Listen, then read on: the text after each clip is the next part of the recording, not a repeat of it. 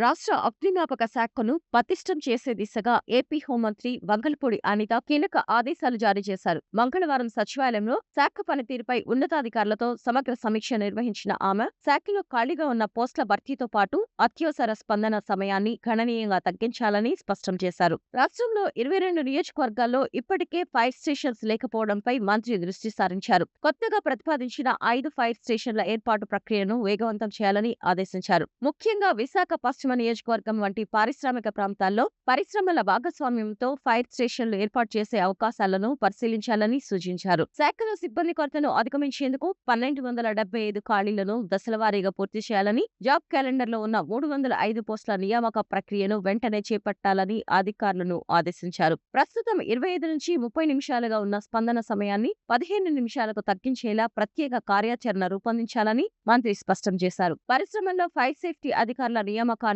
తప్పనిసరి చేయడంతో పాటు లైసెన్సుల రెన్యువల్కు ఫైర్ సేఫ్టీ సర్టిఫికేషన్ తప్పనిసరి చేయాలన్నారు. అడవి మంటల నివారణకు డ్రోన్ల వినియోగం, పాఠశాలలు, ఆసుపత్రుల్లో అవగాహన కార్యక్రమాలపై దృష్టి సారించాలని సూచించారు. సింగపూర్, స్విట్జర్లాండ్, చండీగఢ్ వంటి ప్రాంతాల విపత్తు నిర్వహణ విధానాలను అధ్యయనం చేసి రాష్ట్రంలో అమలు చేయదగిన అంశాలపై నివేదిక ఇవ్వాలని కోరారు.